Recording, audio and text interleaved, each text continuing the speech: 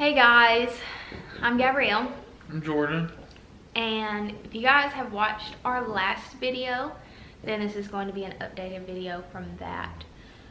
If you haven't watched it, I will put it in the description box below and you guys can catch up. But basically, in our last video, we announced a live pregnancy test reaction. And we posted that.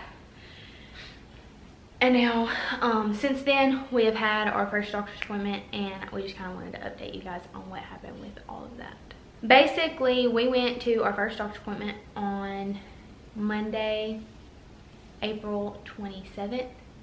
And I guess kind of between taking our pregnancy test reaction and going to that appointment, like, we had a lot of emotions about it, like getting from scared to like excited. Basically, like I feel like we got to a point of like being excited and seeing, like, picturing ourselves having another baby in the house, picturing what it was gonna be like going into labor, and all that, and like preparing ourselves, thinking about how the kids are gonna react, everything, looking at what we might need, buying stuff.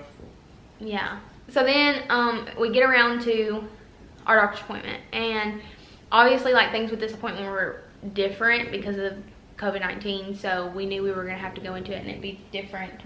They kind of explained to us that, like, you would be able to go to the sonogram, but I wouldn't be able to go to the appointment after.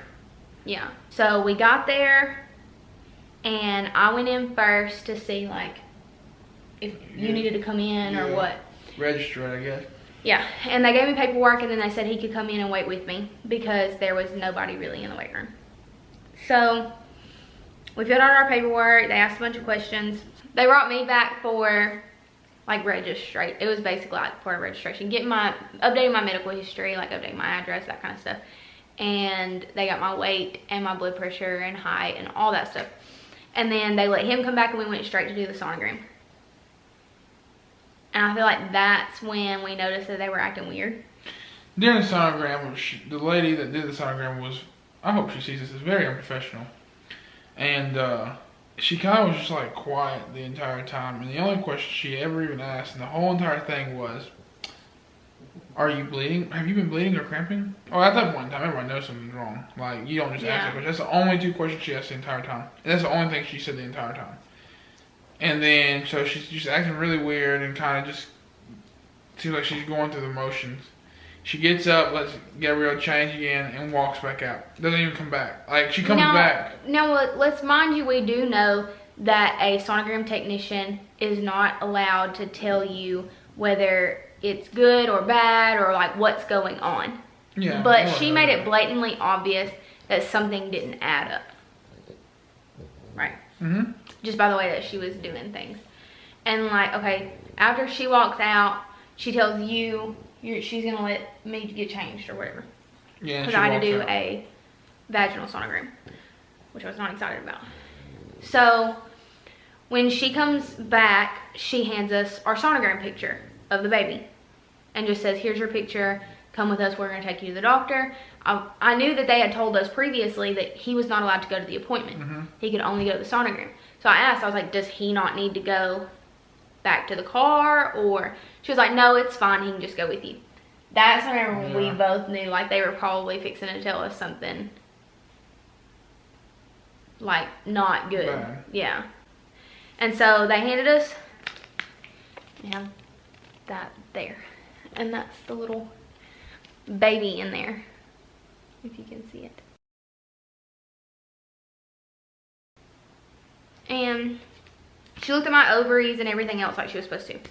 Well, then when we sat down, the doctor started saying, like, she just wanted to go over my history and started asking me questions about any medical history I might have, like if my blood type was positive or negative, and which it's positive, and all that. Then she just goes in to tell us that technically, according to my last date of my last period, I should be 8 weeks pregnant, or 7 weeks pregnant and 5 days is what they said that I should have been at the date of my appointment.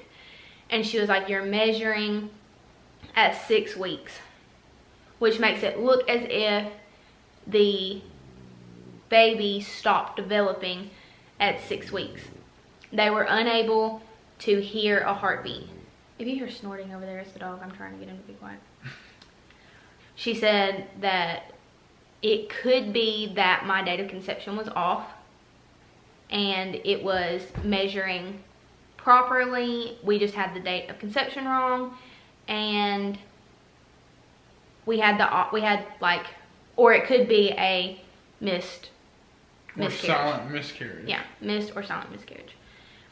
So then she said that we had like 3 options. Basically, I could wait a week and come back. Cooper. She could wait a week and come back, and they could do like a confirmation appointment. Another sonogram. To see if the baby's still growing. Yeah, or do like a, what's it called, DNC? Yeah. Well, really, it was 4 options. Because I could go to the sonogram, do the sonogram in a week. I could go home and try to see if my body was going to miscarry. Yeah. Give her a pill. Or give me a pill to help me miscarry. Or do a DNC. And basically she said if I was miscarrying, I would possibly start bleeding and cramping between that appointment and my next appointment. And that's what she kind of expected. Yeah. She said I would probably start bleeding before my next appointment. Yeah. Now keep in mind we're 2 days after this appointment and nothing's happened. No. So I don't know. We don't know what the issue is. They didn't check my HCG levels to see if they were lowering. They didn't check my cervix to see if it was opening or anything. They literally just did the sonogram and saw that it was measuring smaller and that there was no heartbeat. And that was the end of it. And that was it. She said if it was at 6 weeks, they might not be able to get a heartbeat. And then asked me if there was any way that my date of my last period was off. Now, mind you, I was on that birth control up until not even a month, until we had conceived. And I don't know if maybe my cycle was off, and there's a possibility, I guess, that the date of conception could be wrong. But she seemed pretty confident to decide that I was having a silent or miscarriage. So we are 2 days out from the confirmation appointment to let us see if the baby's grown any, if they can get a heartbeat at this appointment, and decide what to do after that. Now, I have not had any cramping. I have not had any bleeding. I am still having pretty strong pregnancy symptoms. Yeah. I'm still throwing up and having morning sickness on a regular basis. I'm pretty emotional still. Yes. And but I don't really know. Everything I've read has said most of the time those kind of die off first, is your first symptom of a miscarriage is you lose pregnancy symptoms. But I guess there's a possibility that you can still have them. Yeah, I don't know. We don't really know. My HCG levels are still high enough that I'm getting positive pregnancy tests, but you can do that up until everything's out. So we don't really know what to think or how to feel about it at this point in time. We're just gonna wait until Monday, see what happens, and go from there. So after our appointment, I think we felt like the emotions of it being most likely being a miscarriage. Yeah, it was rough. It was a little tough. Yeah. I think because we got to that point of actually being excited and kind of preparing for a baby. Yeah. Yeah, so. And the way they were in the sonogram, it just made you feel like. It was very unprofessional. I've never, I'm not here to bash that OB, but they were very unprofessional. I didn't agree with how they did things. Now, granted, I'm not a doctor, so course, I don't know all the ins and outs. But I just felt like, from the doctors I've been to, I just felt like it was very unprofessional how they went about explaining things. And I think, too, neither of us have ever experienced. Yeah, and it was not like it's a good experience. No. But I give death notifications all the time, and I mean, I just thought it was unprofessional how it happened. And it is what it is. But we're going to do a whole nother video kind of going into this. But in December, previous to this, I was still on birth control and experienced an early miscarriage. We did not have a positive pregnancy test. We didn't know until until I was having a miscarriage. But so that one wasn't, I mean, emotionally processing that, it was a lot different because we didn't know. We didn't know what was going on. And so it was just kind of, it is what it is. Thinking on it too long, you might get a little bit like, dang, like, yeah, why, what happened, you know. But because of that, now having this and them telling us that that's a possibility, that that's what's happening right now, made it harder. Yeah, and it's even more confusing too, because she's had 2 kids from a previous relationship. I've had 2 kids from previous relationship. So it's not like we just can't have kids. Well, I mean, I guess maybe, I don't know, things can change, I guess, and things happen. But it's just even more confusing because of that. We've had 2 kids. We've never had any miscarriage experiences before. Any, like, infertility experiences. Exactly. Before. But, yeah, because, I mean, I had 2 successful pregnancies, 2 children coming out of it, and no miscarriages. Mm-hmm. And then now, in December, we have an early miscarriage. And then after all of that, kind of experiencing the possibility of now, after December, and then now possibly going through it all over again, even after seeing that, hey, like, there is a whole little alien-looking thing in there. So I think that made it 10 times harder to process, like, why? Yeah. Or what's wrong? Or is there something, like, seriously wrong? So, we just wanted to make a video and update everybody where we're at, like what's going on.